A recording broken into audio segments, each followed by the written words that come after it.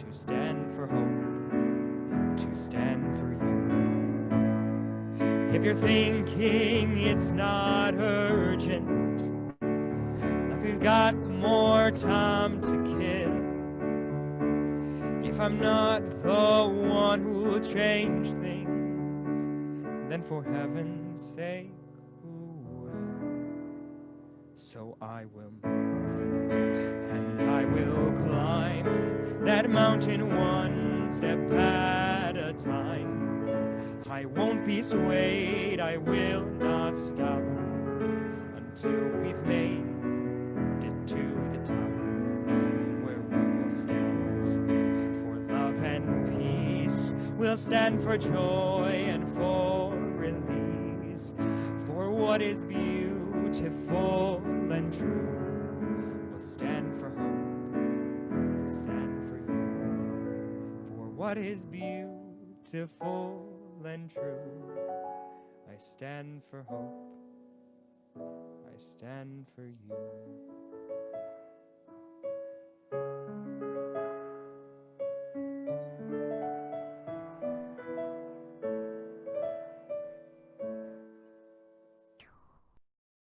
Good morning and welcome, welcome, welcome. Nick, thank you for singing us in, for setting the atmosphere, the tone, for bringing your gift to our Sunday morning experience.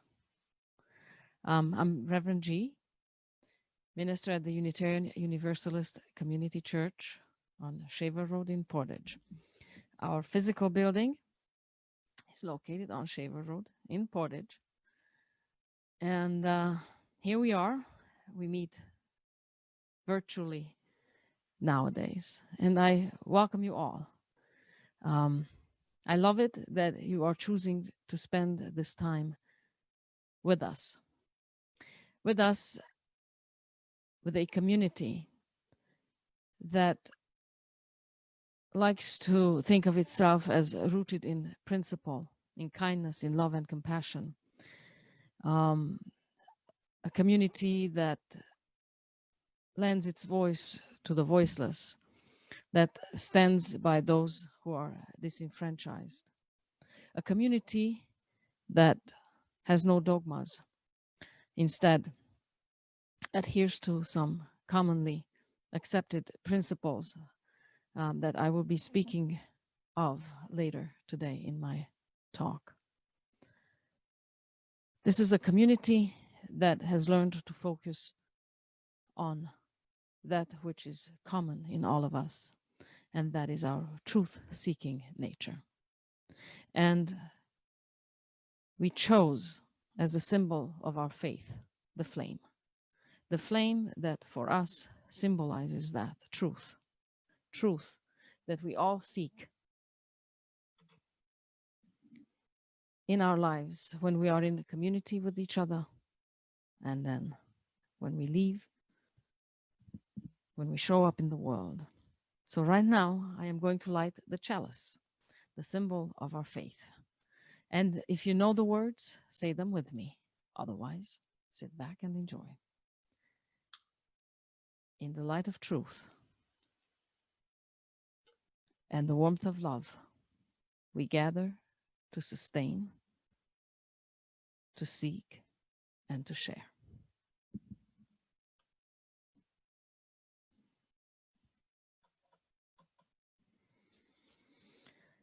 And now I invite you to join me for just a short time of centering, just a little time in meditation.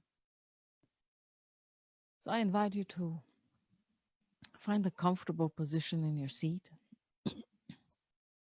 uncross your legs, uncross your arms, and if it's comfortable, place them palms facing upwards on your lap and take a deep breath.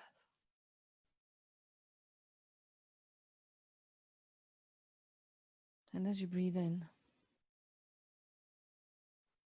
allow for the outside world to fall away and focus all your attention on your breath. If it is right for you, I invite you to close your eyes and take another deep breath.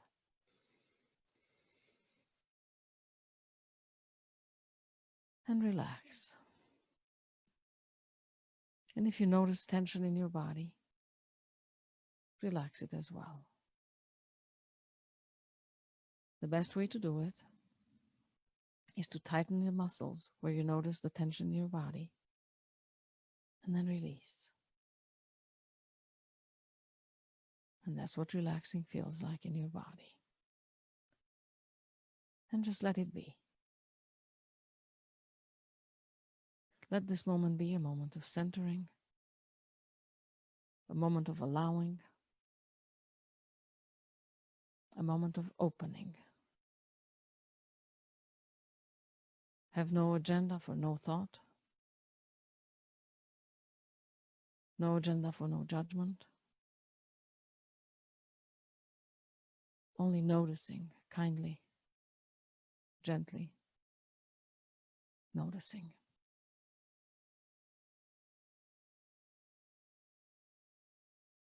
And as thoughts show up in your consciousness, just notice them. Bless them. Thank them for sharing their life with you. And allow them to return to where they came from.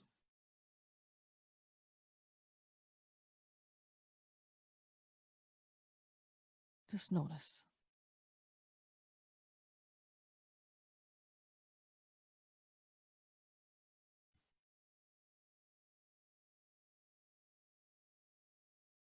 And so we are grateful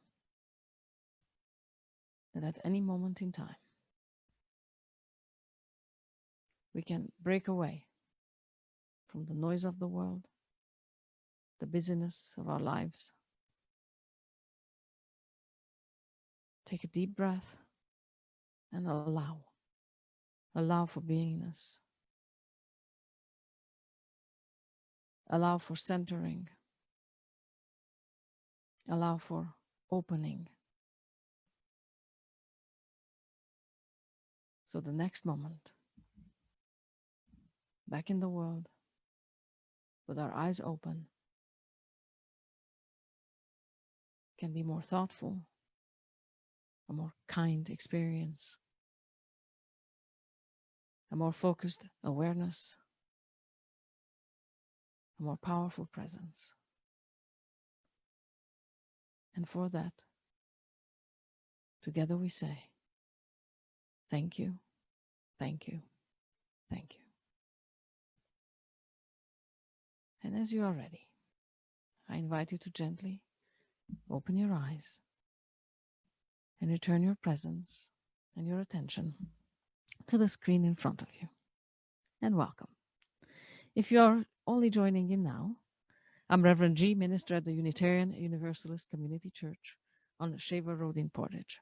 And I am loving that you chose to spend this time with us to seek inspiration, to seek direction through a beloved community that has been around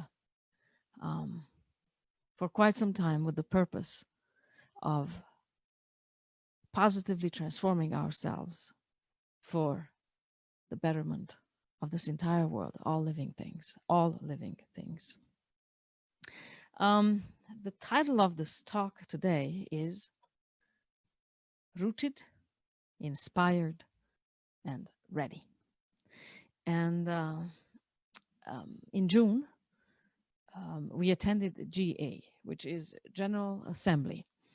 Unitarian Universalists once a year come together at a pre-chosen place for about a week, and then from sunup to sundown meet, and they solve serious problems, address serious problems, and that is when we do a lot of business that is that relates to our association. So it's a very important part of our Unitarian Universalist lives.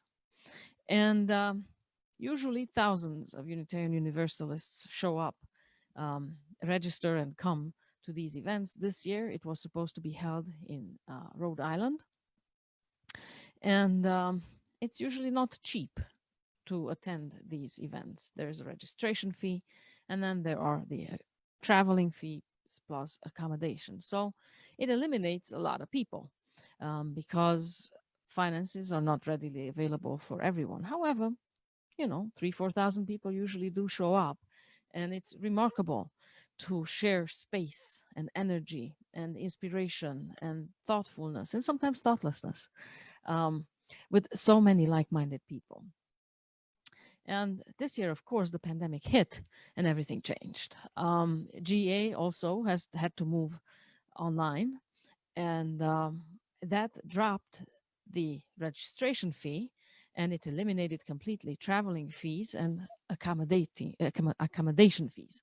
So that meant that this GA had one of the largest attendance in many, many years, because all of a sudden everybody could attend from the comfort of their living room. And the added benefit is that we could even go about our lives, and then everything is available for those who have registered, and some are available for free for everyone, so like Sunday worship services. These are available on demand, so one can go back and attend these meetings later or re-attend them if there was information that one would like to refresh. So that's exactly how I attended GA this year as well. And it had its pros and cons. The pros were I loved it, that I didn't have to travel. I loved it that I could sleep in my own bed. And those of you who know me really well may be surprised if I tell you that when I'm in a group of people where I don't know anybody, I tend to be very shy and quiet and reserved. So I loved it that I didn't have to overcome this natural instinct of mine and be open, and I could stay in my comfort zone because I wasn't in the presence of all these people I didn't know, so I felt comfortable. I have learned to grow myself up around it and contribute and seek out people I don't know, but it doesn't naturally come to me. It's work. So I did like that. I also like the fact that I can go back and rewatch those elements that I'm most interested in. What I didn't like was usually when we have the business meetings, which is democracy at work. In reality, it's democracy at work, and it's amazing, and it's also time consuming. It can also be frustrating. It's a beautiful thing, and I prefer that in person, that experience in person, as opposed to on the screen. So that was one experience of mine that obviously I'm sharing here. I also prefer probably the worship services in person because the energy is just very, very different. It was inspiring even on the screen, but when you're with 4,000 people in a room, and then everybody is singing, and that energy that you bring to it, and then the speakers, that is just phenomenal. That is absolutely phenomenal. So I did miss that experience. It was still good. It just wasn't the same. It was a powerful GA meeting. It happened at an historic time. On the one hand, we're dealing with a pandemic, which no one in our generation has dealt with, or very few. And also, the Black Lives Matter movement is strong at work right now. People are in the streets, as are Unitarian Universalists. We are fighting for the rights of our African American brothers and sisters. We are fighting for, and at the GA, there was a resolution that Unitarian Universalists voted for defunding the police. And also, as I have mentioned before in my opening words,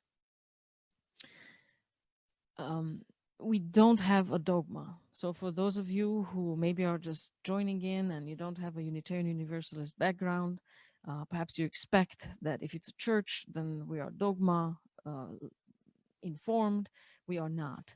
We have principles, and we have 7 of them. And I am going to read all of them to you in case you don't know them. And if you do know them, it's just a reminder. And at this GA, an 8th one, okay, so this was recommended before, but there's an 8th one that's being considered. The first principle, the inherent worth and dignity of every person. We believe in the inherent worth and dignity of every person. Second principle, we believe in the justice, equity, and compassion in human relations. Justice, equity, and compassion in human relations. Third principle, acceptance of one another and encouragement to spiritual growth in our congregations. Acceptance of one another, so much easier said than done. And encouragement to spiritual growth in our congregations. Fourth principle, a free and responsible search for truth and meaning. A free and responsible search for truth and meaning. As I was rereading these principles and just thinking about them, this year is just so significant. Pandemic, the struggle for Black Lives Matter, the struggle for acknowledging, honoring the indigenous people of this land, restoration, and then there's a presidential election later this year. So there is a free and responsible search for truth and meaning. And then we usually say that we vote our conscience. And in this country, we are free to vote our conscience. And that's all good and well. And how is your conscience informed? And so bring your awareness to that. How do you inform your conscience? What sort of information do you gather? Where do you gather it from? And how informed are you with everyday matters? So sure, let your conscience inform your vote, but please inform your conscience. Fifth principle, the right of conscience and the use of the democratic process within our congregations and in society at large. If you've never been to a GA, go and experience this. It's a beautiful thing. This democratic process in practice, it's amazing. And then, of course, we practice it in our congregations as well. And, you know, our congregation is significantly smaller, so the process is not nearly as cumbersome, as big, and perhaps as slow moving, but it's still the democratic process. The sixth principle, the goal of world community with peace, liberty, and justice for all. For all. The goal of world community with peace, liberty, and justice for all. Not just lip service, but actual justice for all, peace and liberty. The seventh principle, and it is the last one today, but an eighth one is considered. Respect for the interdependent web of all existence of which we are a part. Respect for the interdependent web of all existence of which we are a part. And, you know, the web of all existence, the way we are abusing Mother Nature today, pay attention, restore it, be a good steward of this entire world. And then an eighth one is considered, and it goes like this: we, the member congregations of the Unitarian Universalist Association, covenant to affirm and promote, journeying toward spiritual wholeness by working to build a diverse, multicultural, beloved community by our actions that accountably dismantle racism and other oppressions in ourselves and our institutions. Now, if I'm not mistaken, then this proposed eighth principle is probably already in your chat. And if you are watching us on Facebook Live, is in the messages. Nonetheless, I will read it one more time. Journeying toward spiritual wholeness by working to build a diverse, multicultural, beloved community by our actions that accountably dismantle racism and other oppressions in ourselves and our institutions. I think this is huge. I think this is very important. I think this is clean and called for. I am proud to belong to an association whose consciousness thirsts for such a principle, whose consciousness embraces life at a level where dignity, respect, compassion,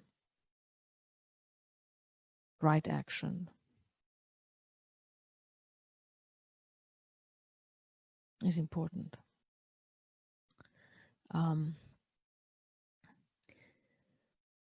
There was a session at GA. A Native American woman and a white woman who married a Native American man and who has mothered children who are part Native American and has grandchildren who are part Native American. And so they gave a presentation, and that was very inspiring to me. Because, well, truth be told, I'm a fairly recent immigrant to this country, and I have never really informed myself about Native Americans. I was never very particular about the information that I digested about Native Americans. I read the usual stories, probably not all of them, that most Americans read about Native Americans. And it was a big eye-opener to me, how little informed we are, and even in that little information, how misinformed we are about Native Americans. Even the language that we use when we call this the New World, what does that communicate to the Native Americans who have been here for tens of thousands of years before us? And here we are coming and just calling it the New World, as if the only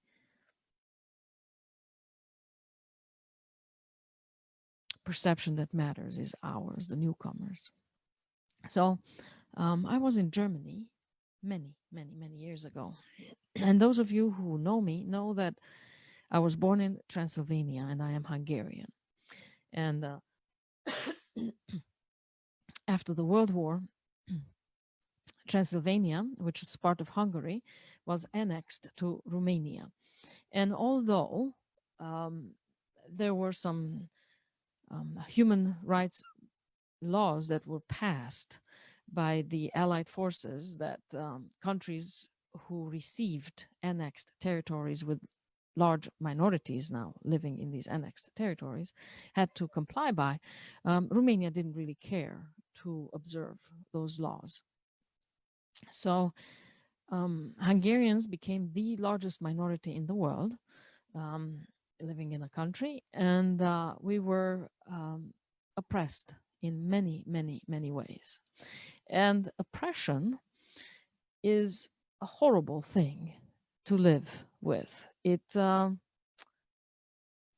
does a number on one's self-esteem, self-respect.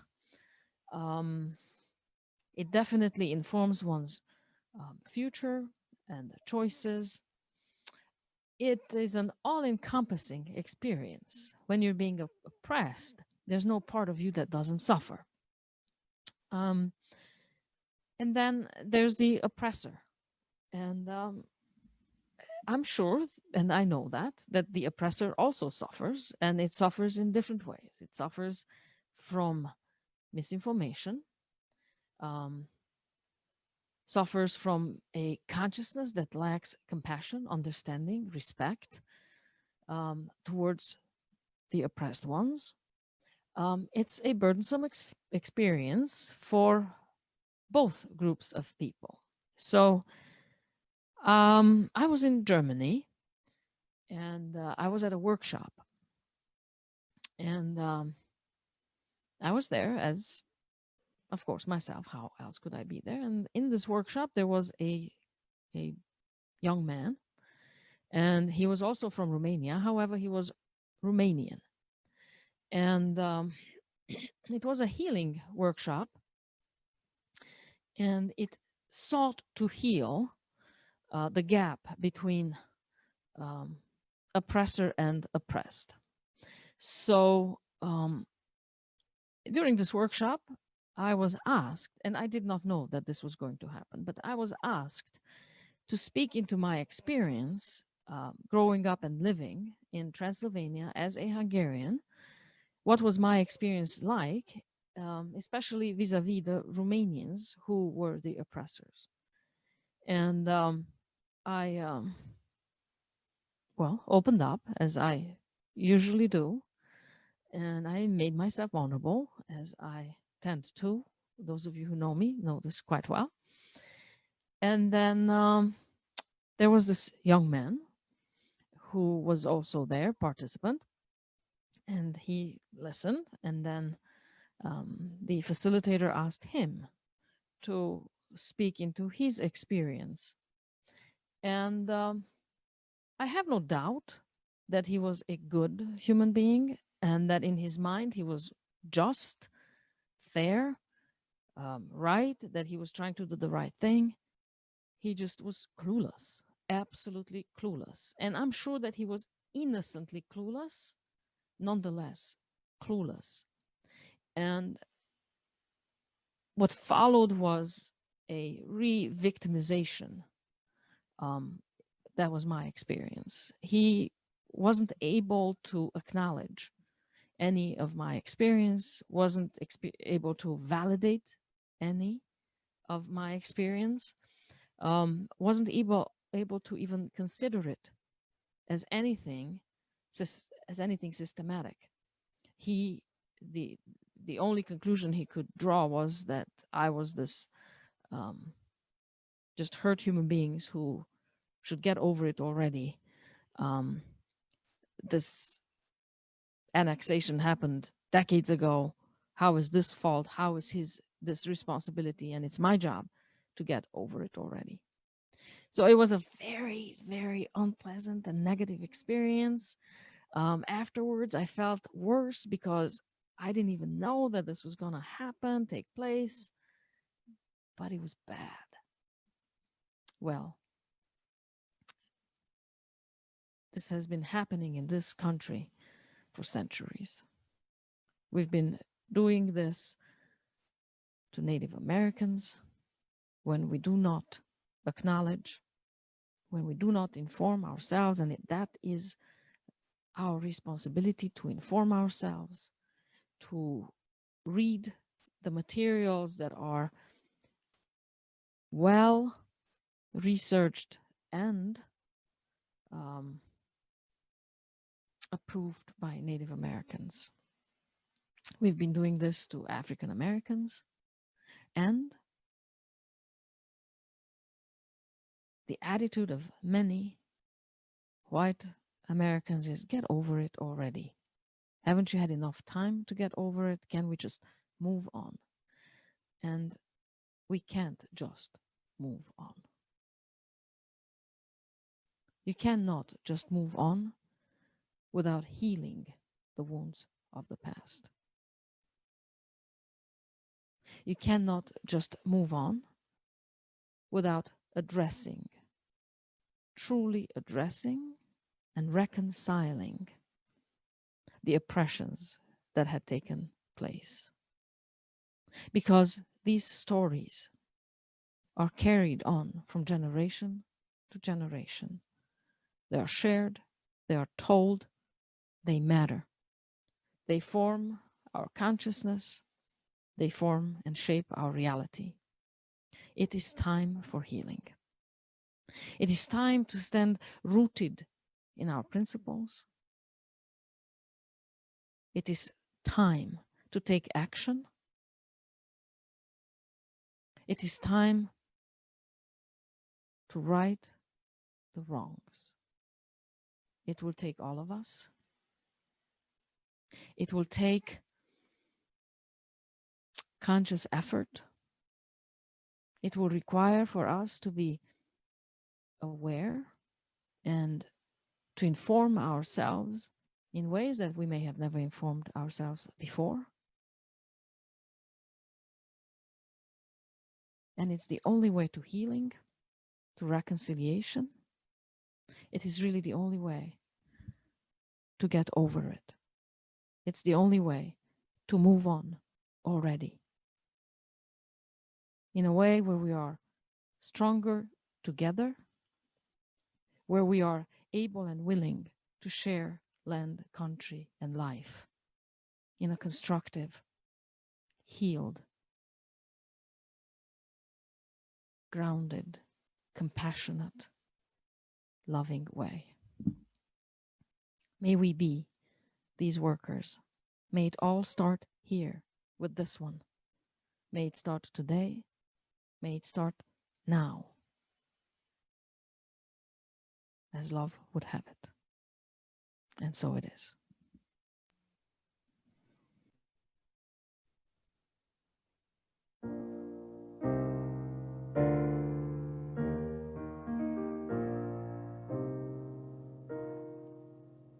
Am I nervous? Of course I am. I don't even have to ask.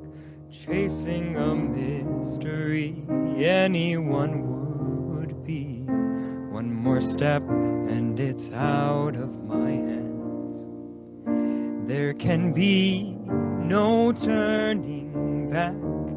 Can't say what's in front of me. You know I can't wait to see. This is something I owe to myself.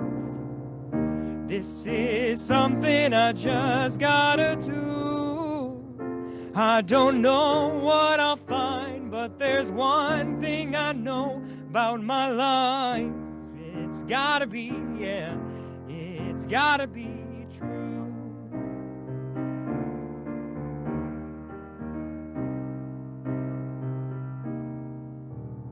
I remember, of course I do, how I used to hear my heart, what I most wanna be, what I most long to see. But that voice has faded so far away. I hardly recognize myself. What happened to me? No wonder I couldn't breathe. This is something I owe to myself. This is something I just gotta do. I don't know what I'll find, but there's one thing I know about my life. It's gotta be, yeah, it's gotta be true.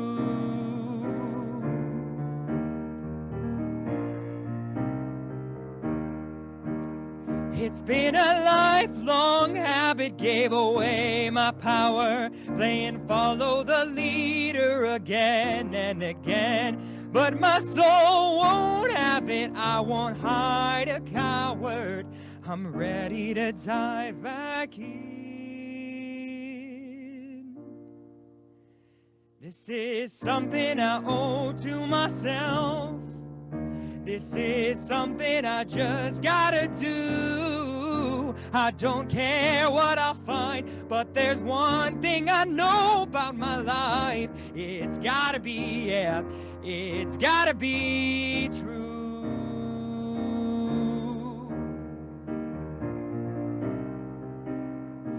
It's gotta be true. It's gotta be true. Thank you, Nick. Thank you once again. I always love your song selections. It's like we're like this, Nick. You get it. Thank you for that. And thank you all for supporting our spiritual community. Thank you for understanding that we still have bills to pay, even though we're meeting virtually. That church building still exists, and we have high hopes of returning to it at some point. And thank you for supporting us, for keeping us going, making sure that our voice is heard, that this consciousness is carried into the world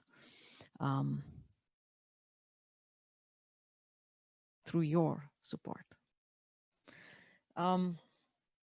Now I will extinguish the chalice, which is the symbol of our faith. And it stands, it reminds us of our truth-seekingness. It reminds us of our values and of our principles. And so we know that just because we extinguish this flame, it doesn't mean that we don't live into these truths and principles every day of our lives. So we extinguish this flame, but not the light of truth, the warmth of community, or the fire of commitment. These we carry in our hearts until we are together again.